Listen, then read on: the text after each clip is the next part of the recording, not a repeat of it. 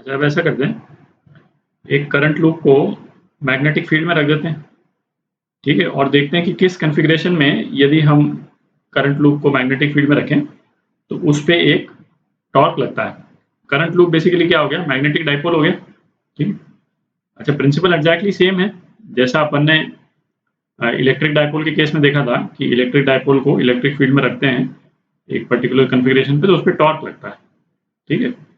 तो बिल्कुल similar type का एनालिसिस होगा इसमें भी। तो यहाँ ये करंट लूप अपन ने ले लिया, करंट का डायरेक्शन जो है वो इस तरह से हम शो कर रहे हैं और लूप के जो साइड्स हैं इधर ए है और ये इसकी विड्थ जो है वो बी है और magnetic field into the paper है, ये क्रॉस जो है अपन ने बना रखा है ना, इनटू द पेपर। तो अब ऐसा करते हैं, इस लूप को हम इस तरफ से यदि देखें, ठीक है, तो हमको क्या नजर आएगा उसका एक बार डायग्राम दोबारा बना लेते हैं, ठीक है। यहां से देखते हैं लूप को, तो हमको है ना मैग्नेटिक फील्ड का डायरेक्शन और करंट लूप जो है वो किस तरह से नजर आएगा उसको बनाते हैं। तो ये डायग्राम अपन ने बना दिया, मैग्नेटिक फील्ड का डायरेक्शन है ना, आंख यदि हम यहाँ पे रखेंगे तो मैग्नेटिक फील्ड का डायरेक्शन अपने को लेफ्ट से राइट होता हुआ नजर आएगा, ठीक है। अच्छा, अपने को कौन सी साइड दिख रही है, ये वाली साइड दिख रही है करंट लूप की, अपन इधर से ऊपर से अब देख रहे हैं, तो ऊपर से मतलब इस वाली साइड से हम देख रहे हैं इसको, तो ये वाली साइड दिख रही है और उसमें करंट जो है वो किस डायरेक्शन में ट्रैवल कर रहा है ना, इस डायरेक्शन में ट्रैवल कर रहा है जैसा मैंने शो कर रखा है यहाँ, ठीक है। और ये बी वाली साइड दिख रही है हमको, ये वाली साइड दिख रही है यहाँ से, और बाकी करंट लूप जो है वो इसके नीचे है। आपको इसको विजुलाइज करने में थोड़ी दिक्कत हो रही है तो मैं, आप चाहें तो थोड़ा 3D में बना देता हूँ, कोशिश करते हैं, है ना। करंट लूप कुछ इस टाइप से है, ठीक। पर ये ध्यान रखें कि अभी भी करंट लूप मैग्नेटिक फील्ड के एंटायरली परपेंडिकुलर है, ठीक है। अच्छा, अब इस वाले केस में देखें, इस वाले केस में जो मैग्नेटिक डाइपोल का जो डायरेक्शन है वो क्या होगा, है ना। फिंगर्स को आई के डायरेक्शन में कर्ल करें तो मैग्नेटिक डाइपोल का डायरेक्शन जो है वो मैग्नेटिक फील्ड के डायरेक्शन के अलाइंड होगा एग्जैक्टली, ठीक है, दिख रहा है। और यहां से हम देखेंगे तो मैग्नेटिक डाइपोल का डायरेक्शन जो है वो इस डायरेक्शन में होगा, ठीक है, म्यू, जो कि मैग्नेटिक फील्ड से बिल्कुल अलाइंड है, ठीक है। अब हम ऐसा करते हैं, इस करंट लूप को थोड़ा सा रोटेट करते हैं, ठीक है, और रोटेट किस डायरेक्शन में करेंगे, जो इस साइड को थोड़ा सा इस तरफ एंड ऑब्वियसली इस साइड को इस तरफ, है ना, थोड़ा सा रोटेट कर दिया अपन ने। तो रोटेट करने के बाद में ऑब्वियसली मैग्नेटिक डाइपोल का भी डायरेक्शन चेंज हो जाएगा, ठीक है। अब वो एक एंगल बनाएगा मैग्नेटिक फील्ड के साथ में, तो ये जो नया ओरिएंटेशन है उसका डायग्राम बना लेते हैं। तो ये रोटेट करने के बाद में करंट लूप का जो ओरिएंटेशन है वो इस टाइप का हो गया और मैग्नेटिक डाइपोल का जो ओरिएंटेशन है वो क्या हो गया, करंट लूप के परपेंडिकुलर रहेगा हर टाइम, मैग्नेटिक डाइपोल का डायरेक्शन इस डायरेक्शन में हो गया, ठीक है। अच्छा, अब हमको टॉर्क निकालना है कि इस मैग्नेटिक डाइपोल पे टॉर्क कितना लग रहा है, ठीक। तो चूंकि हम टॉर्क निकालेंगे डाइपोल के टर्म्स में, तो हमको रेलेवेंट एंगल कौन सा चाहिए होगा, डाइपोल और मैग्नेटिक फील्ड के बीच का एंगल। तो इस वाले एंगल को हम थीटा बोल देते हैं, ठीक है, क्योंकि ये थीटा जो है इसी के टर्म्स में हम इसका टॉर्क का जो एक्सप्रेशन है वो निकालेंगे। अच्छा, अब ये वाली साइड जो है इसकी लेंथ कितनी है, बी है ना, अपने ये वाली साइड ली थी। अब ये वाला जो पॉइंट है, इस वाले पॉइंट पे करंट जो है वो नीचे से ऊपर की तरफ आ रहा है, इस वाले पॉइंट पे करंट का डायरेक्शन क्या है, ये है ना, ये तो क्लियर। उसके बाद में करंट जो है ऐसे ट्रैवल करके, और इस वाले पॉइंट पे करंट का डायरेक्शन क्या है, पेपर के थ्रू है अंदर की तरफ, ठीक है।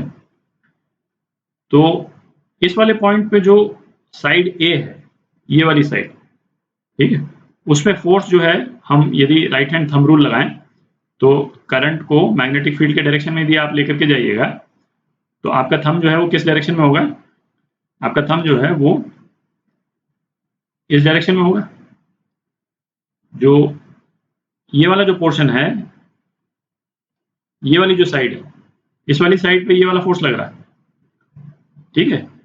और इस वाली साइड पे आप, है ना, करंट जो है वो पेपर के थ्रू अंदर की तरफ जा रहा है, तो इस पे आप यदि है ना राइट हैंड थंब रूल यदि लगाएंगे, है ना, और राइट हैंड थंब रूल आप किस वाली साइड पे लगा रहे हैं, इस वाली साइड पे लगा रहे हैं बेसिकली, ठीक है। जो साइड पेपर के थ्रू अंदर की तरफ जा रही है करंट को लेकर के, इस पे फोर्स जो है किस डायरेक्शन में लग जाएगा, इस डायरेक्शन में लग जाएगा, ठीक है। अच्छा, अब हमारे पास में दो साइड और बच गई। ये बी की दो साइड्स हैं, है ना, एक तो जो है जो आंख के पास है और एक ये वाली साइड है जो आंख के दूर है, ठीक है। अच्छा, ये वाली जो साइड है इस पे यदि हम फोर्स देखें तो राइट हैंड थंब रूल आप लगाएं तो इस वाली साइड पे फोर्स जो है वो ऊपर की तरफ लगेगा, बिल्कुल, ठीक है। इस वाले लूप में, है ना, ये वाली साइड जो अपने को दिख रही है ना, इस पे फोर्स पेपर के थ्रू बाहर आता हुआ नजर आएगा, और ये दूसरी वाली साइड है इस पे फोर्स एग्जैक्टली नीचे की तरफ जाता नजर आएगा, ठीक है। तो जो पेपर के परपेंडिकुलर वाला जो डायरेक्शन है उस पे नेट फोर्स 0 हो जाएगा, ठीक है। नेट फोर्स 0 भी है और एक ही लाइन पे लग रहा है, एक ही लाइन पे लग रहा है, तो इसका मतलब जो करंट लूप पे कोई फर्क नहीं पड़ेगा, मतलब उस पे, है ना, टॉर्क भी नहीं लग रहा है, ठीक है। जैसे ये दो फोर्सेस भी इक्वल एंड अपोजिट तो हैं जो अपन ने बनाए हैं, जो साइड ए पे लग रहे हैं, बट इनसे क्या हो रहा है, अपन देख रहे हैं कि नेट टॉर्क लग रहा है, क्योंकि सेम लाइन पे नहीं लग रहे हैं फोर्सेस, ठीक है। ये वाला फोर्स इस वाली लाइन पे लग रहा है, ये वाला फोर्स इस वाली लाइन पे लग रहा है, तो ये रोटेट करने का काम कर रहा है कॉइल को।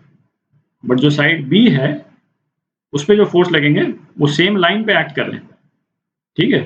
तो इस पे टॉर्क भी नहीं लगेगा और लीनियर मोशन भी नहीं होगा, ठीक है। तो अब ये जो दो फोर्स हैं, है ना, उनका मैग्नीट्यूड लिख लेते हैं, यहीं पे लिख लेते हैं। फोर्स, इसका मैग्नीट्यूड कितना हुआ है, आई एल बी। तो आई एल कितना है, ए के बराबर, आई ए इंटू बी, और यहाँ पे भी जो फोर्स है इस फोर्स का मैग्नीट्यूड क्या हो गया, आई ए बी, ठीक है। अच्छा, अब अपने को टॉर्क निकालना है, तो ये फोर्स का ये वाला एंगल जो है, ये एंगल कितना हो जाएगा, ये एंगल थीटा के बराबर, ठीक है। जैसे यहाँ पे एक लाइन हम खींच दें यहाँ पे यूं, तो ये वाला एंगल क्या हो जाएगा, ये एंगल थीटा हो जाएगा, और वही ये एंगल थीटा है। और इसी टाइप से यदि इसको हम एक्सटेंड कर दें तो ये वाला एंगल क्या हो जाएगा, ये एंगल भी थीटा के बराबर हो जाएगा, ठीक है। तो जो फोर्स टॉर्क के लिए कंट्रीब्यूट करेगा, है ना, वो क्या हो गया, ये वाला एफ साइन थीटा, ठीक है। और इसमें भी जो फोर्स टॉर्क के लिए कंट्रीब्यूट करेगा वो कौन सा हो गया, एफ साइन थीटा, ठीक है। तो अब इन पॉइंट्स को यदि एक डिनोट कर दें, इसको ओ कर दें, ये ए और बी, ठीक। तो करंट लूप पे जो टॉर्क है वो कितना हो जाएगा, टॉर्क हो जाएगा आपका आर, मतलब O A into F sine theta, ठीक है। ये तो इस वाले पोर्शन का, plus O B into F sine theta, ये इस वाले पोर्शन का, ठीक है।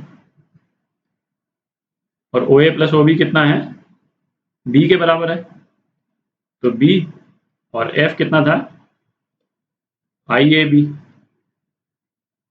साइन थीटा, तो ये कितना हो गया, I into area of loop into B sine theta,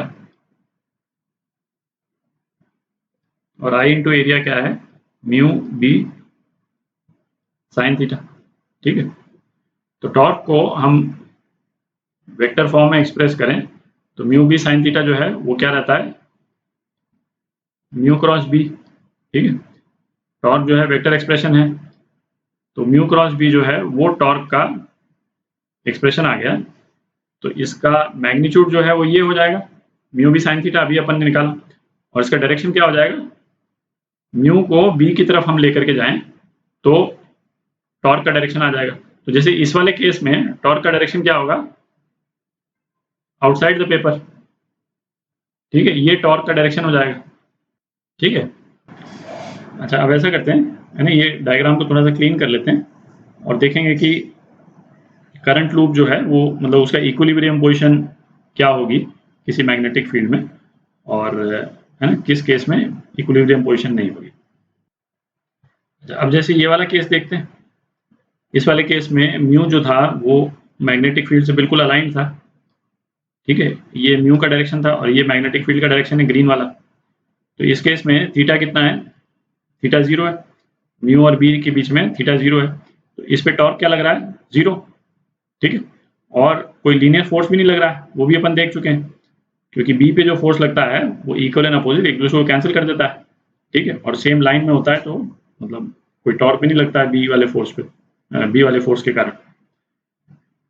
तो यहाँ पे जो है वो इक्विलिब्रियम में है करंट लूप। अच्छा, अब यदि हमने इसको जब हमने रोटेट कर दिया करंट लूप को, तो म्यू का डायरेक्शन क्या हो गया, करंट लूप का डायरेक्शन ये हो गया था, ठीक है। तो अपन ने देखा कि जब म्यू का ये डायरेक्शन हो जाता है और एक एंगल बन जाता है म्यू और मैग्नेटिक फील्ड के बीच में, तो इस पे एक टॉर्क लग गया था, ठीक है। और ये टॉर्क जो है वो क्या करेगा, म्यू को फिर वापस रेस्टोर करने की कोशिश करेगा, दिख रहा है, म्यू का डायरेक्शन फिर से रेस्टोर करने की कोशिश करेगा। यदि इस पॉइंट पे लेकर के यदि हम इसको छोड़ देते हैं, ठीक है, तो क्या होगा कि मतलब जैसे सपोज ये ओवरशूट भी कर गया है, ओवरशूट भी कर गया यदि, तो कुछ इस टाइप की पोजीशन हो जाएगी लूप की, और इस केस में म्यू का डायरेक्शन क्या हो जाएगा, ये हो जाएगा। तो म्यू का डायरेक्शन जब ये हो जाएगा, फिर वापस एक टॉर्क लगेगा जो इसको रिस्टोर करने की कोशिश करेगा, ठीक है। ये वाला टॉर्क किस डायरेक्शन में लगेगा, इस डायरेक्शन में लगेगा, ठीक है। तो फिर रिस्टोर कर देगा, तो फाइनल पोजीशन क्या आ जाएगी, ये पोजीशन आ जाएगी। तो ये वाली जो position theta is equal to 0 पे, ये स्टेबल इक्विलिब्रियम में, स्टेबल इक्विलिब्रियम का मतलब क्या रहता है,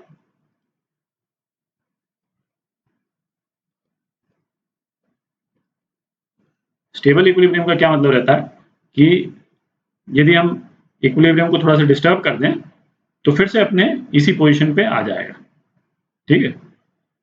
अब एक दूसरा केस लेते हैं। भाई दूसरे केस में हम क्या करें कि यदि करंट का डायरेक्शन ही चेंज कर दें, ठीक है।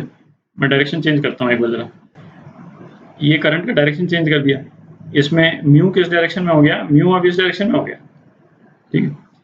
अच्छा, इस केस में भी, इस केस में थीटा कितना है, इस केस में थीटा जो है 180 हो गया, है ना। म्यू और मैग्नेटिक फील्ड के बीच में जो एंगल है वो 180 है, तो 180 डिग्री।